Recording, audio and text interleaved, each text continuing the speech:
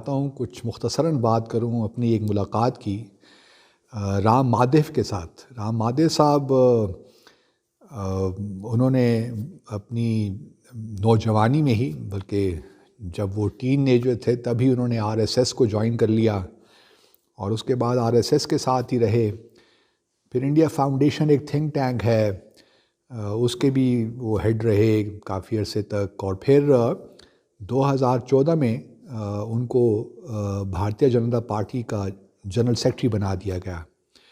اور ان کی بہت سی ذمہ داریوں میں ایک ذمہ داری یہ بھی تھی کہ کشمیر میں جو انتخابات ہونے تھے مقبوضہ جموں اور کشمیر میں، ان میں جو بھارتیہ جنتا پارٹی کا ایک مشن تھا، BJP کا مشن 44، وہ انہوں نے اچیو کرنا تھا۔ اور اس کے بعد بھارتیہ جنتا پارٹی کو جب انتخابات ہوئے مقبوضہ جموں اور کشمیر میں 2014 ہی کو، تو کافی کامیابی ہوئی، تقریباً 25 سیٹیں BJP نے جیتیں، اور جہاں تک مجھے یاد پڑتا ہے 27 یا 28 سیٹیں تھیں محبوبہ مفتی کی، جو PTP ہے ان کی جماعت۔ تو پھر رام مادیو کو یہ ٹاسک سونپا گیا کہ وہ PDP کے ساتھ مل کر ایک کولیشن گورنمنٹ بنائے مقبوضہ جموں اور کشمیر میں، اور ایجنڈا فار الائنس جس کو نام دیا گیا۔ تو بہرحال ان کی کاوشوں سے محبوبہ مفتی چیف منسٹر بن گئیں اور ایک کولیشن گورنمنٹ بنی، بٹ وہ کولیشن گورنمنٹ زیادہ عرصے تک کامیاب نہیں ہوئی۔ تو میں رام مادیو صاحب سے ملنے گیا ان الیکشن سے پہلے، کیونکہ ان کو انچارج بنایا گیا تھا، فوکل پوائنٹ تھے یہ مقبوضہ جموں اور کشمیر میں۔ تو میں نے کہا دیکھ لیتے ہیں صاحب کس قسم کے ہیں، بڑی شہرت بھی تھی ان کی کہ جی بڑے زبردست انسان ہیں۔ تو میں انڈیا فاؤنڈیشن، اس وقت وہ ادھر ہی تھا ان کا آفس، تو چلا گیا وہاں پہ، اور ان سے تقریباً بڑی لمبی ملاقات ہوئی، طویل ملاقات۔ پہلے تو جو ہوتا ہے پلیزنٹریز وغیرہ، تو میں نے کچھ سوالات کیے، ان کو مبارکباد بھی دی کہ جی BJP نے بڑی زبردست کامیابی دکھائی ہے، اور آپ دیکھتے ہیں کہ، اور میں تھوڑا بہت بریف بھی کیا ان کو پاکستان پاکستان امریکہ بھارت کے تعلقات کے بارے میں بھی۔ اور پھر ہوتے ہوتے جو گفتگو ہے ہماری لامحالہ اس نے کشمیر پہ آ کے رکنا ہی تھا۔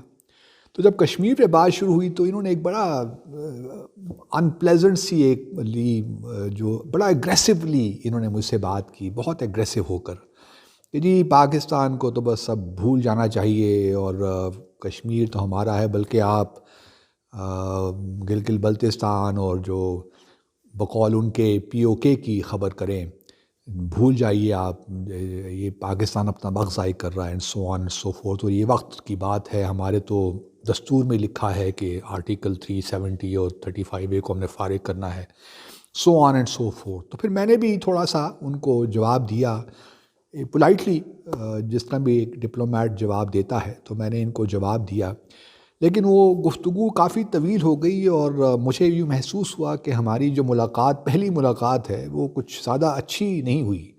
اس میں تلخی کا ایلیمنٹ زیادہ تھا جموں اور کشمیر کا، وہ بار بار یہی کہیں کہ پاکستان دہشت گرد ہے، دہشت گردی کو فروغ دیتا ہے۔ تو میں انہیں سمجھاؤں کہ بھائی معاملات اس طرح آسان نہیں جس طرح آپ کو سمجھ میں آ رہے ہیں۔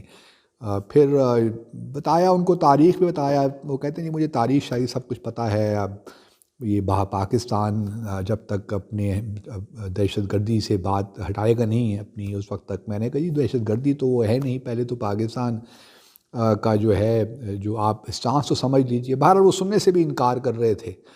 تو میٹنگ، جو ملاقات تھی، کوئی اتنی اچھی ملاقات نہیں ہوئی، لیکن یہ ضرور ہوا کہ مجھے جو BJP کا مائنڈ سیٹ تھا، اس میں زیادہ کلیئرٹی نظر آنے لگی کہ کشمیر میں ان کا کیا آگے لاہم عمل ہوگا۔ اسی حساب سے پھر ہم نے آبویسلی اس وقت بھی جو ریکمنڈیشنز بھجوائیں اس ملاقات کے بعد، جو میں نے رپورٹ کیا اسلام آباد کو، تو پھر وہ ایک ہمیں چونکہ پہلے سے ایک اندازہ ہو رہا تھا آہستہ آہستہ کہ معاملات کس طرف جا رہے ہیں، اور کس طرح الیکشنز جیتنے کے بعد اگر 44 مشن 44 پورا نہیں بھی ہوتا، تو کم از کم جو بھارت نے ایک پوزیشن لی تھی حریت کے ساتھ ہمارے انٹریکشن کی، اس سے جو جموں میں ہندو کمیونٹی تھی وہ کافی پرو BJP ہو گئی، اور اس کی وجہ سے ان کو 25 سیٹیں وہاں مل گئیں جموں میں. پہلی بار اتنی زیادہ، تو ایک بڑا دوسرے نمبر کی پارٹی بن گئی وہ مقبوضہ جموں اور کشمیر میں. RSS کا جو مسلم ہے، مسلم راشٹریہ منچ MRM، انہوں نے بھی بڑا رول پلے وہاں کیا. وہ بھی وہاں پہ ان کو لانچ کیا مسلمانوں کو، انڈین مسلمانوں کو وہاں کشمیر میں. تو ایک لحاظ سے یہ میٹنگ میرے لیے بڑی مفید بھی ثابت ہوئی کہ میں تھوڑا بہت زیادہ بہتر طریقے سے انڈرسٹینڈ کر سکتا تھا. لیکن کوئی میٹنگ میں جو ہے وہ ایک جو ہوتا ہے کہ میں آپ کو بھا جاؤں آپ مجھے بھا جائیں، وہ والی بات نہیں تھی. تو لگتا یہ ہے کہ پھر اس کے بعد بھی جب یہ BJP اور PDP کا کوalition بن گیا، پھر میں نے بہت دفعہ رام مہادیو سے ملاقات کا کہا، لیکن کئی وہ ٹالتے ہی رہے. تو اس سے وہ لگتا یہی تھا کہ میں نے بھی شاید ان کو زیادہ متاثر نہیں کیا اپنی باتوں سے.